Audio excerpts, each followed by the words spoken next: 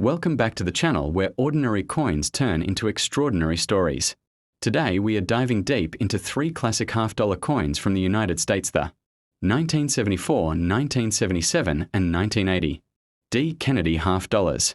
These coins are often found in junk drawers' coin jars or passed down through family. But many people do not realize that some of them could be worth way more than just.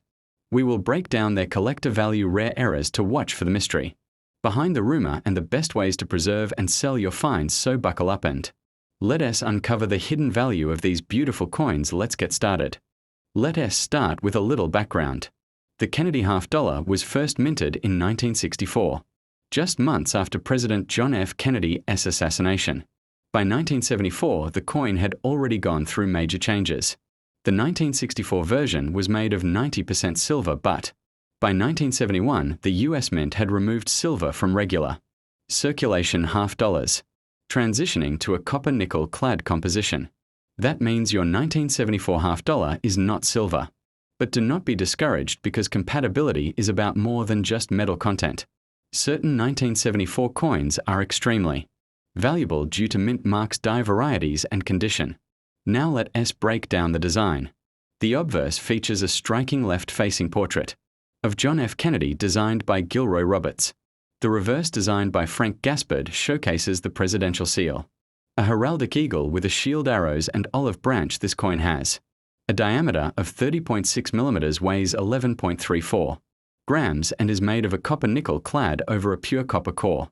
While millions of these coins were struck, the mint mark under Kennedy's neck holds the key to its value. There were three mint facilities that produced the 1974 half dollar. No mint mark: Philadelphia, D. Denver, S. San Francisco. Proof coins only. Here's where it gets interesting. The Philadelphia and Denver mints produced the coin for circulation, while the San Francisco Mint struck it in proof quality for collectors. In total, over 200 million were minted that year. But do not let that fool you. Rare varieties and high-grade examples are very hard to find, especially in circulation. So how much is your 1974 half dollar worth? In circulated condition, typically worth face value 50 cents. However, uncirculated coins graded can sell for $5 to $30 depending on the mint mark. The real money comes in at and above, where prices can jump to $150 or more, especially for the Denver Mint 1974 D. And if you happen to have a 1974 S proof in deep cameo, that can fetch $20 to $50 or more. Certified coins from hold more value due to guaranteed grading. Here's where things really heat up. The most famous rare error for this coin is the 1974 D.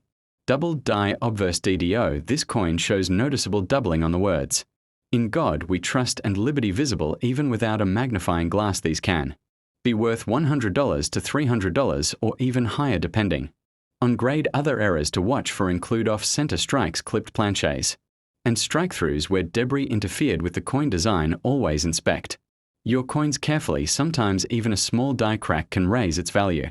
Now let us clear up the confusion about the so-called coin. Some people online claim to have coins from a mint market, but that's simply not real. The US Mint has never used as a mint mark. The confusion may come from sellers who misunderstand error codes, packaging numbers, or even use deceptive marketing to create false rarity. Do not fall for this. If your coin says DS or nothing at all, it's real. If it says, it's probably altered, misread, or fake. Stick to verified mint marks and reputable resources when evaluating coins. If you want to preserve or sell your 1974 half dollar, storage is key. Use coin flips, capsules, or slabs to protect it from scratches and oxidation. Never clean your coin. Doing so can ruin its value instantly. If you think you have a high-grade example or an error coin, consider sending it to for authentication, and grading. A certified coin is much easier to sell, whether it's on eBay, heritage auctions, or to local collectors. Presentation matters, so take good photos showing both sides and the mint mark clearly. Are you enjoying this deep dive into American coinage? Then do not forget to like this video, subscribe to the channel, and turn on notifications so you never miss a rare coin reveal.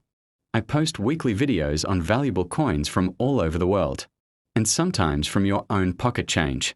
If you have a 1974 half dollar, comment below with your mint mark and condition, and let us find out who is sitting on a possible jackpot. You might be surprised by what is in your collection. To wrap it up, the 1974 Kennedy $50 is more than just a big shiny coin.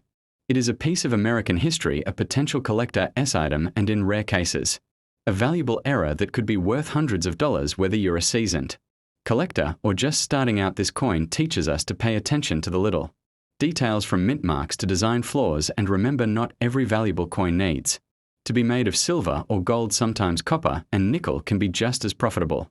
Thanks for watching, and see you in the next episode. The Kennedy $50 was introduced in 1964 to honor the late President John F. Kennedy. By 1977, the coin had been circulating for over a decade and had already transitioned from silver to copper nickel clad.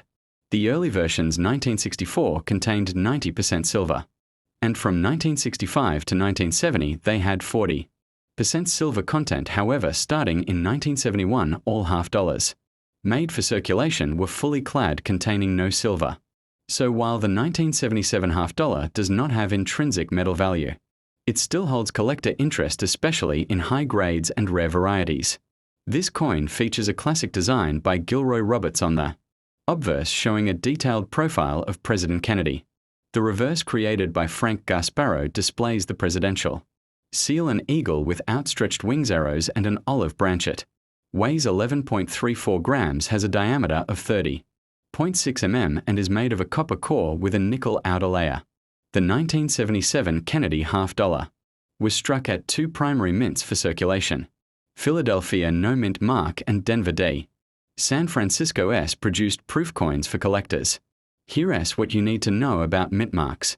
On the 1977 $50, the mint mark is located just above the date on the obverse side. Philadelphia minted around 43 million coins and Denver over 31 million. San Francisco struck over 3 million proofs. While those are high numbers, most of these coins are in circulated condition, which lowers their value. However, high-grade examples, especially those graded or higher, are quite rare and can sell for a lot more on the collector S market. Let's talk about money in circulated condition. Your 1,977 $50 is typically worth just 50 cents, but if you have got a coin in mint state condition, values start to rise. An example might go for around $3 to $5, while a coin can fetch $20 or more. You are looking at $100 or more depending on demand and mint mark. The 1977 S proof coins are usually worth $4 to $10 depending on the depth of cameo contrast. And if your coin is graded deep cameo, it can easily exceed $20 to $30 or more. Some 1977 $50 have become valuable thanks to mint errors and die varieties.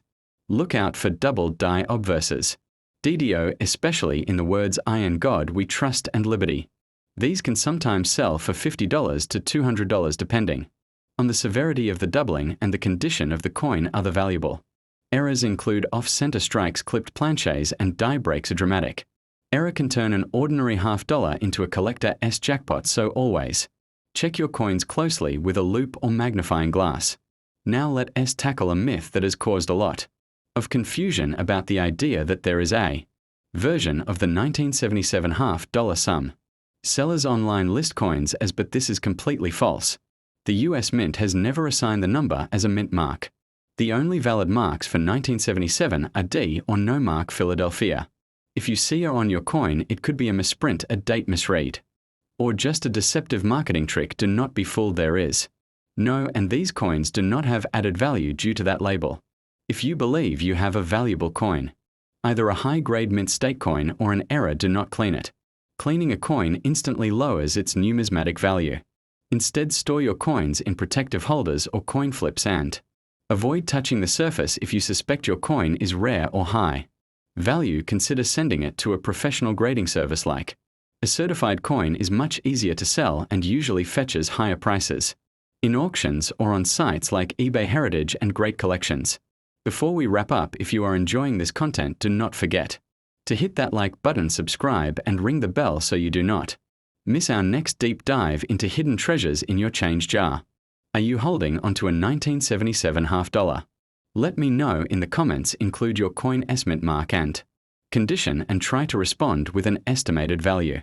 Sharing these stories helps grow our amazing coin collecting community, and who knows, your coin might end up in the spotlight in a future video.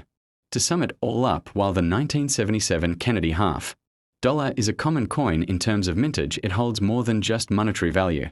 It is a slice of American history, whether you have a circulated piece of pristine, uncirculated example, or even a valuable mint error. It's worth checking twice before tossing it aside. And remember, coin collecting is not just about money.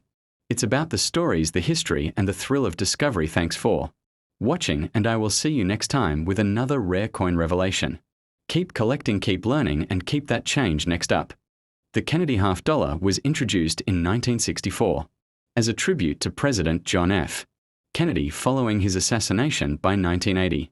The coin had been circulating for 16 years and was fully transitioned to a copper-nickel clad composition, meaning no silver. While earlier versions carried intrinsic silver value by this year, the metal was purely functional. However, collectors still value these coins due to design condition and rare errors. The 1980D version was struck at the Denver Mint, and it remains a collectible coin, especially in high grades or with notable mint errors. The 1980D Kennedy half dollar features the well-known portrait of President Kennedy, designed by Gilroy Roberts, on the obverse. The reverse, by Frank Gasparo, displays the presidential seal, a powerful eagle holding arrows and an olive branch. It weighs 11.34 grams. With a diameter of 30.6 millimeters and consists of an inner copper core.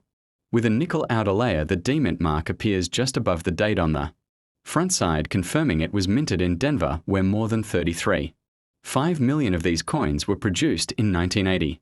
Most 1980 D half dollars in circulation today are only worth face value 50 cents, especially if they're worn or damaged, but the story changes when it comes to uncirculated or high-grade coins. A 1980D half dollar in mint state can be worth around $10, $20, and in or higher you could see values of $100 or more depending on market demand, and certification coins graded or above are extremely rare and often appear in auctions where collectors are willing to pay a premium.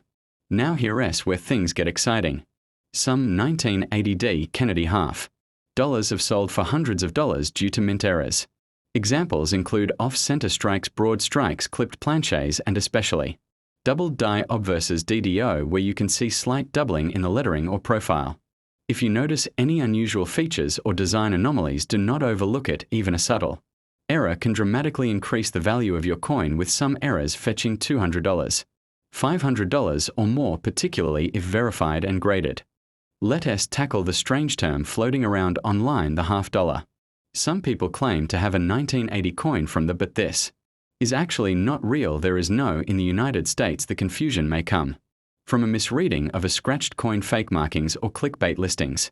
The US mints in 1980 were Philadelphia no mark, Denver D, and San Francisco S for proofs that S it. So if someone tells you they have a coin, be cautious. It's likely a misunderstanding or a marketing gimmick.